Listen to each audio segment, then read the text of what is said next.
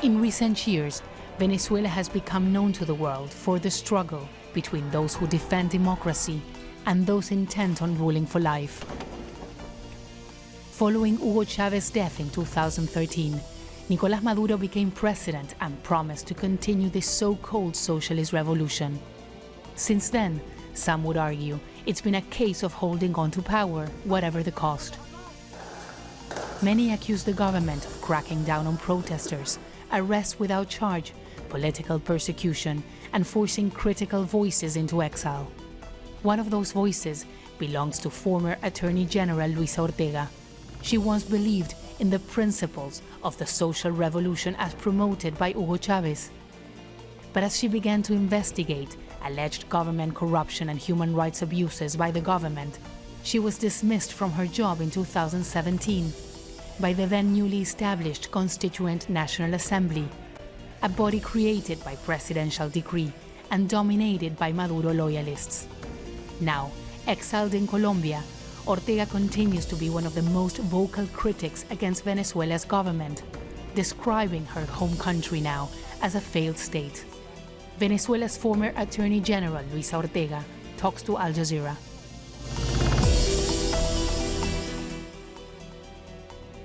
Mrs. Luisa Ortega, thanks so much for talking to Al Jazeera. Mrs. Ortega, you had a crucial role within the Venezuelan government, in the government of former President Hugo Chávez. Why did you decide to flee the country? Muchísimas gracias por darme la oportunidad de poder hablar sobre esta experiencia. Yo no huí del país por voluntad propia. Yo tuve que salir, exiliarme por razones de seguridad, por cuanto mi vida corría peligro, por cuanto mi seguridad y la de mi familia estaban en riesgo. Y yo lo hago porque en el ejercicio de mi función como fiscal general me vi en la obligación de denunciar la ruptura del orden constitucional, es decir, que Nicolás Maduro y un sumiso y corrupto Tribunal Supremo de Justicia estaban pisoteando la Constitución, estaban vulnerando los derechos de los ciudadanos y cambiando la forma republicana que nos dimos como nación. Y como ciudadana, como venezolana, me vi en la obligación de denunciar lo que estaba pasando en Venezuela, actuar en consecuencia, y eso generó una persecución en mi contra que me obligó a salir del país. Por esa razón, actualmente me encuentro en un exilio forzado. O sea, hace 4 años de ese evento, el 31 de marzo de 2017 se produjo ese evento. How did this process happen? I mean, since Hugo Chávez's death, was this a whole process where Venezuela's democratic institutions came under attack, or did this happen from one day to another? Indudablemente que ya los últimos años del mandato de Chávez había rasgos de autoritarismo, había ciertas manifestaciones que evidenciaban el autoritarismo. Con la llegada de Nicolás Maduro al poder, esto indudablemente se consolidó. Desde el mismo momento que Nicolás Maduro asume el poder, yo tuve enfrentamientos con el Ejecutivo, con el Poder Ejecutivo. Cuestioné algunas medidas que adoptaron, como por ejemplo armar a la fuerza militar para que enfrentara las manifestaciones. Eso lo hicieron incluso a través de decretos. Cuestioné mucho cómo se venía manejando la política de seguridad ciudadana, el abordaje de las manifestaciones que conducía a una violación de los derechos humanos. O sea, eso fue un proceso que inició incluso desde 2014, 2015, 2016 y ya el 2017 de verdad que se produce la ruptura definitiva. Yo creo que en Venezuela nosotros tenemos un autoritarismo con Nicolás Maduro que comenzó incluso en los primeros días de su mandato y que, bueno, se ha ido consolidando, y hoy Venezuela es un estado fallido, donde hay una anarquía absoluta. Pero yo creo que ahí los venezolanos hoy tienen la manera de resolver ese problema, de salir de esa tragedia, y es utilizando toda la fuerza que ellos tienen para, y sobre todo en las próximas elecciones regionales, votar masivamente para acabar con esta tragedia. In Venezuela, the government accuses you of being part of an extortion ring, of corruption. What do you say to that? Eso no es cierto, que yo forme parte de ninguna red de corrupción. Eso no es cierto lo que señalaron en el momento que yo salgo del país. La acción que ellos intentan ante el Tribunal Supremo de Justicia, que es de ellos mismos, es por haber mentido. Ellos dicen que yo mentí. Mentir no es delito en Venezuela, pero en todo caso yo tampoco mentí. Y si bien es cierto, ellos han venido reiterando esa afirmación de que supuestamente yo estoy involucrada en hechos de corrupción, pero no han dicho cuáles son los hechos constitutivos de corrupción, de actos de corrupción, acciones de corrupción, porque es muy fácil decir tal persona es corrupta o tal persona es delincuente, pero no señalar el hecho. Entonces, eso forma parte de los ataques en mi contra. No solamente me amenazaron con matarme, lo hicieron públicamente, no solamente me amenazaron con encarcelarme, sino que visto que no pudieron hacerlo, se dieron a la tarea de descalificarme a mí, a mi familia y a todo mi entorno de amigos y de familia. When you were named Prosecutor General in Venezuela in 2007, you declared believing in Hugo Chávez's socialist revolution. What do you think went wrong? Sí, yo creí verdaderamente en las propuestas de Hugo Chávez, incluso antes de resultar electo presidente de la República en la primera oportunidad. Yo creía en su discurso, en su propuesta, donde hablaba de la inclusión, donde planteaba un estado, incluso él hablaba de Noruega, ponía como ejemplo el estado de Noruega, decía que todos debían tener acceso a los beneficios de un estado, la mayor felicidad para los habitantes de Venezuela. Entonces es una propuesta que gusta, que encanta. Y sí, ciertamente, yo fui designada en diciembre de 2007 y asumí el Ministerio Fiscal en el 2008, confiando en que la propuesta de Hugo Chávez era una propuesta humanista.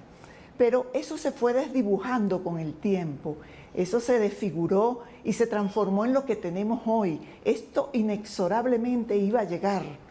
Entonces, por supuesto, yo comencé a tomar distancia cuando comencé a ver que habían decisiones contrarias al Estado de Derecho, contrarias a los derechos humanos, contrarias al orden constitucional, contrarias a lo que debe guiar, a los principios que deben guiar la institucionalidad y un Estado democrático. You played an important role in the sentence and conviction of opposition leader Leopoldo López. Do you think there was a case against him and a case against many of the government's political opponents, or was this a setup?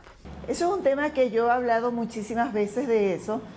En el Ministerio Fiscal en Venezuela, los fiscales son autónomos en torno a las decisiones.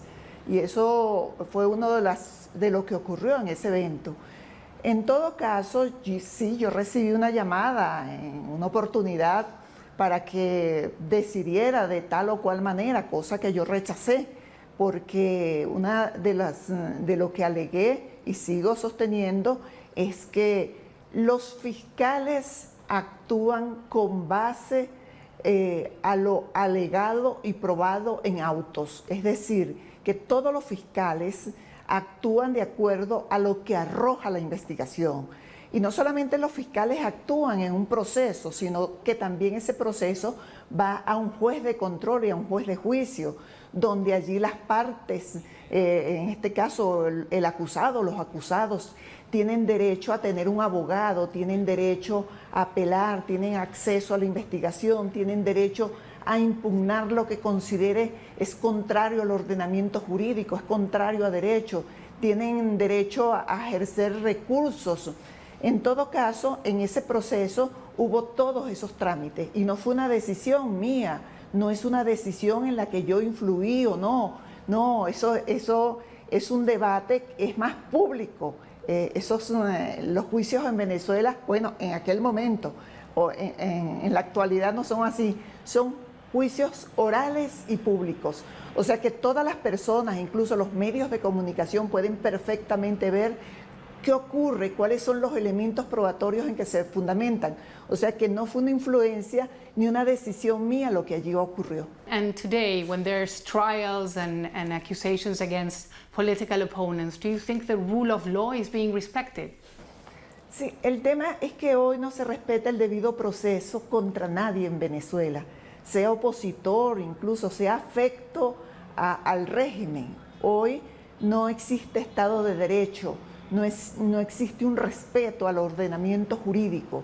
Entonces, ahí tenemos el caso de un personaje que era afecto a Chávez y estuvo con Chávez, acompañó a Chávez en las intentonas golpistas, que es Miguel Rodríguez Torres. Está privado de libertad, tiene 3 años privado de libertad, incomunicado, y no lo trasladan a los tribunales a los fines de que se adelante su proceso.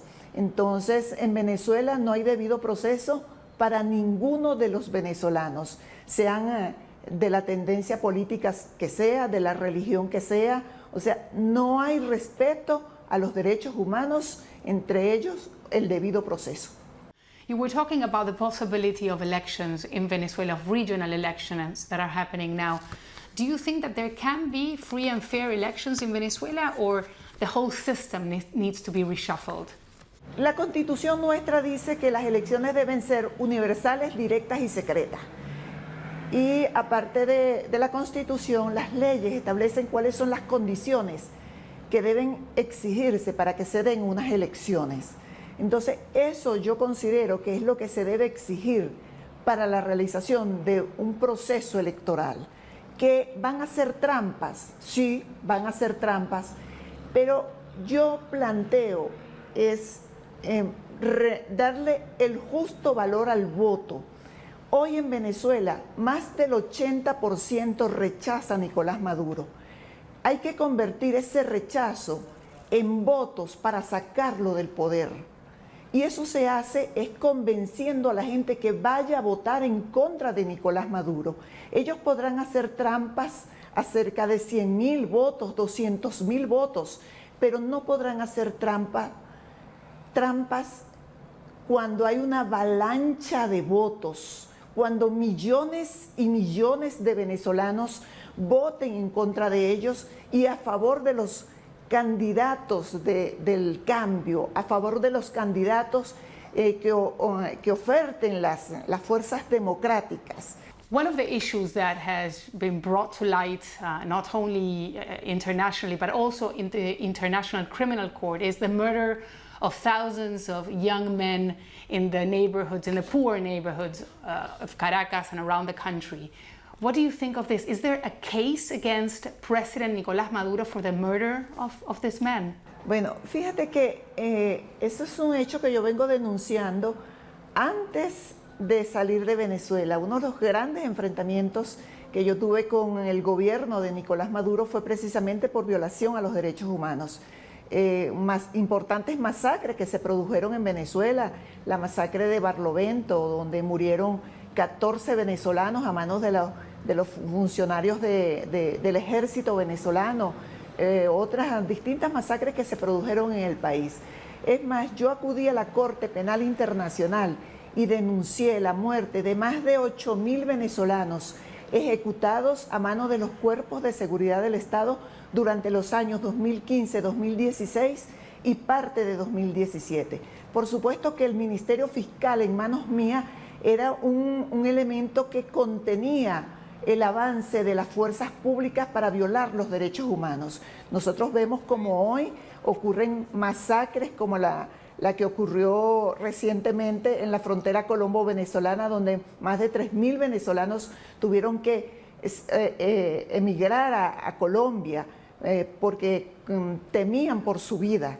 Igualmente hemos visto lo que ha pasado en los calabozos del SEBIN, de la DGCIN, donde han matado a algunos venezolanos militares, el caso del concejal Fernando Albán, el caso del capitán de navío Acosta Arévalo, tortura, tenemos casos de denuncias de tortura que hemos acreditado y llevado ante la Corte Penal Internacional. La denuncia que yo formulé ante este organismo, la Corte Penal Internacional, fue lo que originó que se abriera el examen preliminar y estamos esperando el inicio de la investigación a Nicolás Maduro y a un grupo de generales por violación de los derechos humanos. Do you have information of when this investigation in the International Criminal Court could begin? Is because there are massacres ongoing this year. We have reports of a massacre that happened where 23 people were killed in the neighborhood of La Vega, for example. Do you have information of when this investigation could happen? Sí, claro, allí habría que esperar los tiempos de la Corte. Luego del examen preliminar, más recientemente la propia fiscal anunció que, de acuerdo a la revisión que hicieron, Venezuela pudiera estar incursa en los crímenes que son de la competencia de la Corte. Al pronunciarse de esa manera, ella debió inmediatamente oficiar a la Sala de Cuestiones Preliminares para iniciar la investigación, pero desconocemos las razones por las cuales la fiscal inmediatamente no procedió a enviar esa comunicación para que en este momento estuviéramos ya iniciada la investigación. De todas maneras, yo confío en ese organismo internacional y confío que prontamente pudieran iniciar, se pudiera producir el inicio de la investigación. There's been reports of abuses by security forces in Venezuela, but there are also other countries, for example, Colombia, where thousands of young men were also killed by authorities, by security forces.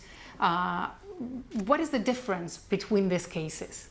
Fíjate que lo importante para los países del mundo es la voluntad política del Estado, del gobierno, de investigar la violación de los derechos humanos.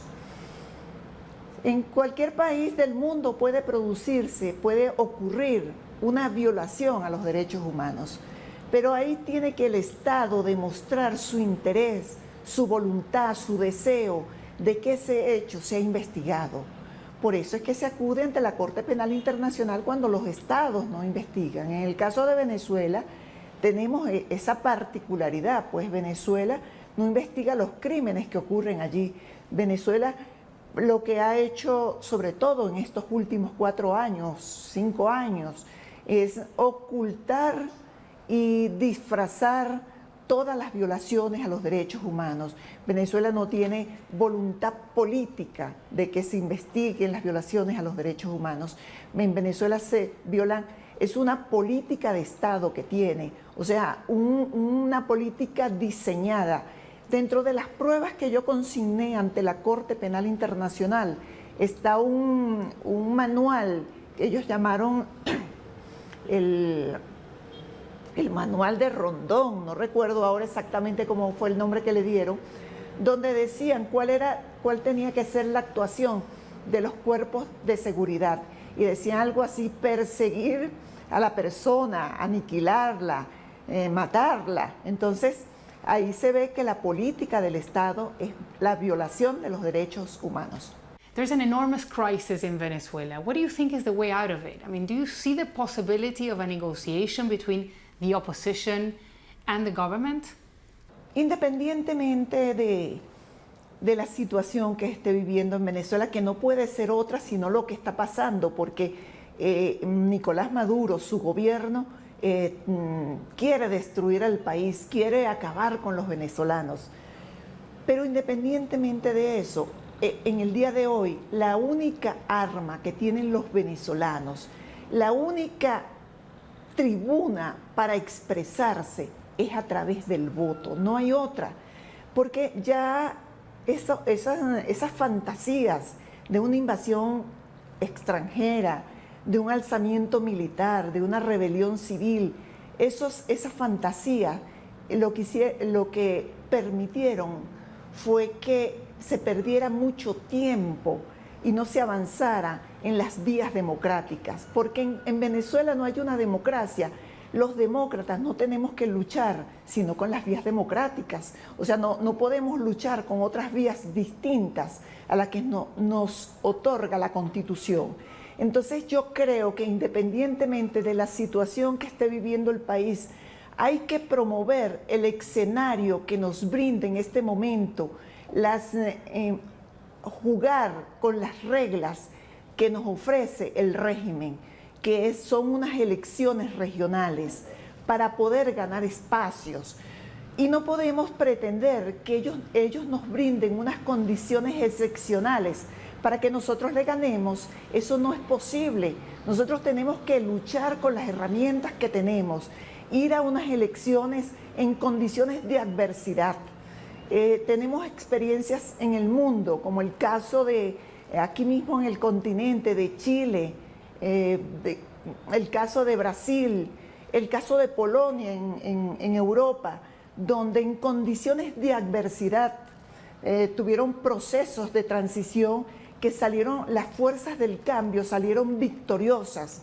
Entonces yo creo que esos ejemplos del mundo nos pueden servir a nosotros también para avanzar hacia la salida definitiva de esto, porque lo otro es quedarnos de brazos cruzados, no hacer nada porque no hay unas condiciones excepcionales. No importa, el hecho de que se participen en unas elecciones en Venezuela no se va a legitimar a Maduro. Maduro va a seguir siendo ilegítimo. El hecho de que yo hoy o cualquier otro ciudadano venezolano diga que Maduro es un presidente legítimo, no lo va a legitimar, porque ese es un problema de orden público.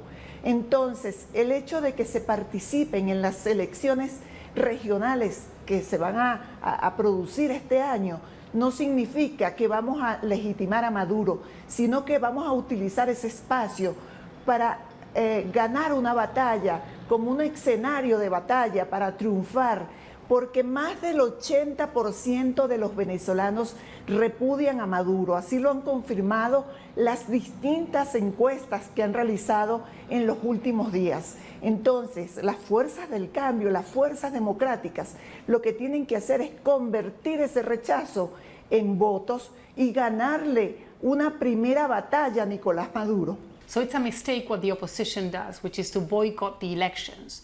You see that the way forward is to start participating in those elections and win. Yo creo que los demócratas deben promover los procesos electorales, deben promover el voto, promover la institucionalidad, el retorno de la institucionalidad. Eso debe privar siempre en la voluntad de quienes aspiran a ocupar cargos públicos, en la voluntad de quienes se mueven en el ámbito político de un país. Entonces yo creo que fue un error no haber participado en los distintos procesos electorales que no se han participado, pero yo creo que estamos a tiempo de rectificar y yo creo que yo confío mucho en la madurez política de la dirigencia venezolana opositora, confío mucho en la visión no solo de los venezolanos, sino de toda la dirigencia y que sea capaz de conducir, orientar, hablarle claramente a los venezolanos para que tengan certeza, tengan la claridad hacia dónde es que hay que conducir los pasos para salir de la tragedia que vivimos y volver a la democracia, volver al país que era Venezuela, un país de alegría, de prosperidad, un país con mucho futuro, un país que los habitantes del mundo les resultaba atractivo ir a Venezuela y quedarse incluso en Venezuela. Yo confío en que rectifiquemos y avancemos decididamente por ese camino de la democracia, por ese camino del voto y de la recuperación de la institucionalidad en Venezuela. Mrs. Luisa Ortega, thanks for talking to Al Jazeera. Gracias a ti, Teresa. Todo lo bueno para ti.